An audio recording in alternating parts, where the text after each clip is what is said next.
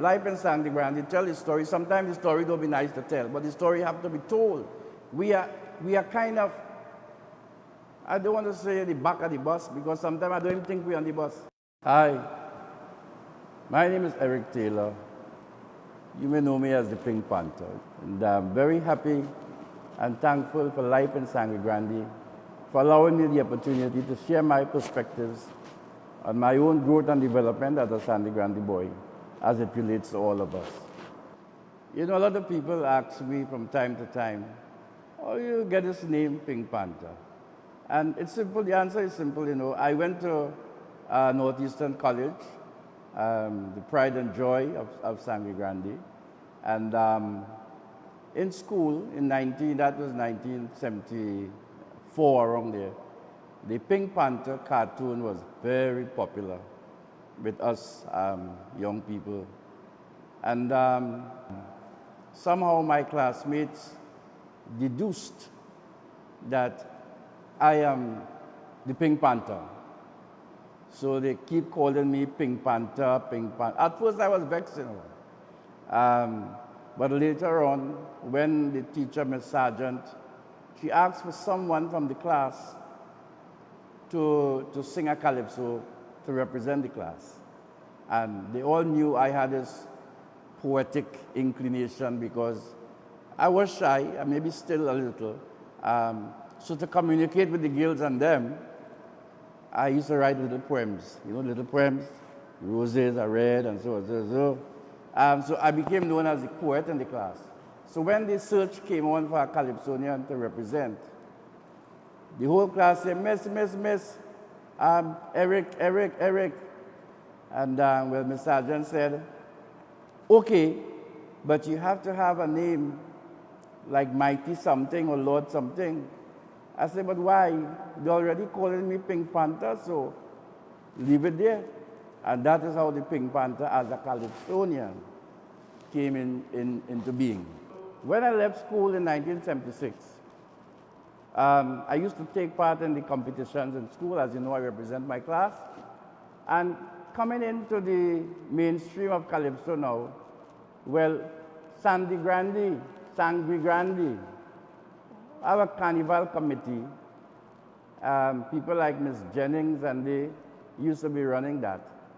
And that served as a real crucible to my development as a calypsonian. So it's from school to take part in the Sangre Grande carnival competition. And those competitions had singers like Posa, Scrunter, Matapal, Soft Touch, Puppet Master, the heavyweights.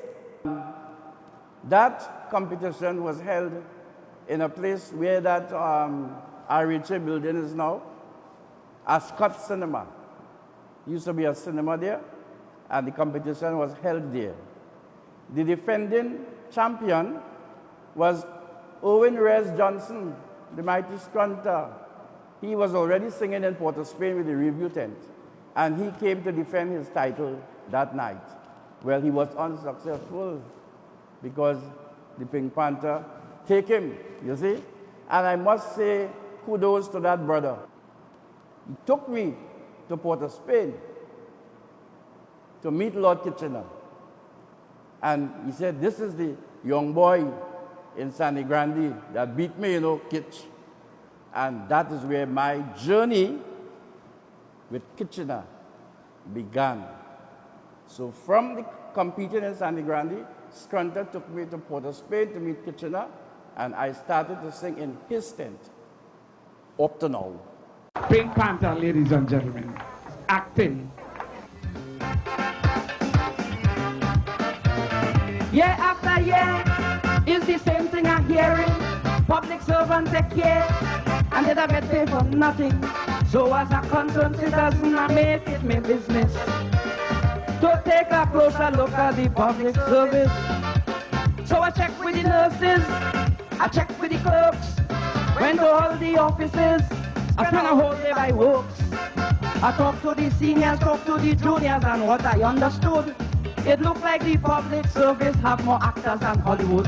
Cause the director, the supervisor, the messenger, the caretaker, the accounting assistant, the hospital attendant, the superintendent, corporal and the sergeant, the dentist, the typist, everybody acting like it's movie that they making.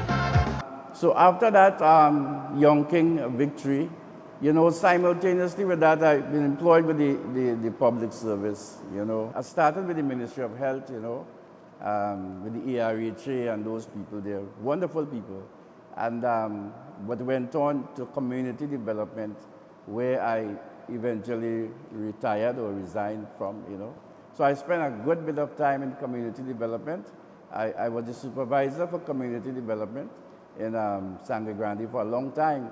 And one of the things that, you know, I feel real good about is that this center that we're in right now, it was my handiwork, you know. It was my advocacy that brought this center into being here in Sangre Grande. So I sleep very good in the night to know that I did something in my community as the supervisor of community development. I was able to argue that we get a community center here in Sangre Grande. It is the center for the northeastern burgesses of Sangre Grande. Upper Forster Road, Northeastern Settlement, the Pine, this center belongs to them. I don't know about the community development today. In my time as community development, the work was not in the office. You had to come out and go Plumita, go Plum Road, go Brigham Hill, go Beach, go up in Brooklyn, go Matlet. You had to actually integrate yourself in the communities. And by doing that, I got a ringside view to a lot of the problems that face communities. And I felt that I could have used that experience to help come up with solutions. And honestly, I saw politics as such a vehicle. I said, I'm going to go into politics, I'm going to go into the lower house in Parliament and advocate for development for Toco and Sangre Grande, you know. In 2010, I was successful in terms of the screening. I was the candidate for Toco Sangre Grande, and I didn't win. I didn't win. For whatever reason, I did not win. The winner was a man from Arima. So much for supporting your own. Dr. Rupert Griffith, may he rest in peace, you know. And the people that campaigned with me in 2010, having gone to the nooks and the crannies of this constituency and seeing the situation firsthand. That night when we realized we lost the election, I asked them, I said, what are you going to do? And just as Super Blue sang in the Calypso, they said, no, we are going home. Are you ready to go home? No! We don't care about manifesto. Sometimes we don't even know who is the candidate. But if our next election call tomorrow, you know we run in to participate. You know why? Some vote for party, some vote for it. They don't care about the country and all these problems that we face. And they stayed with Mr. Taylor. And that was the night that the Sangre Grande Development Foundation was born.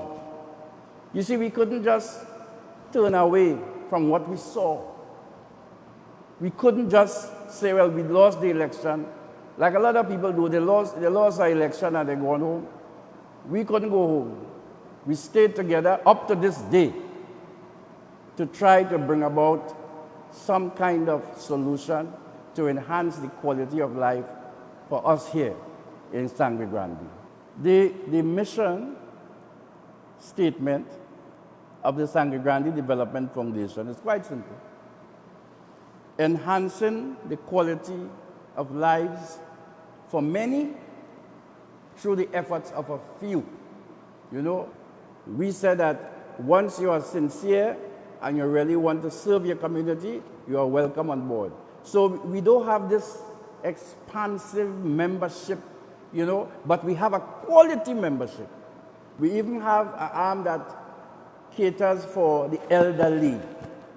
And these are people that you will find that are very, very taken advantage of.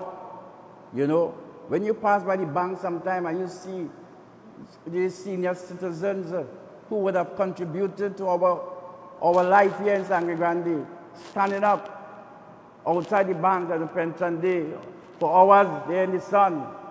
How you could feel about that, you know? So our foundation is constructed in such a way that we have different arms that cater for different specific needs of people.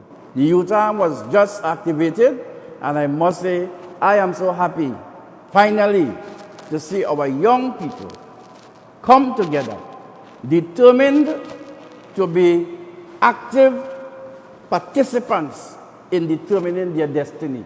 Listen, when I see the students from Toko having to go to Arima to practice for the intercall, I said, what is this?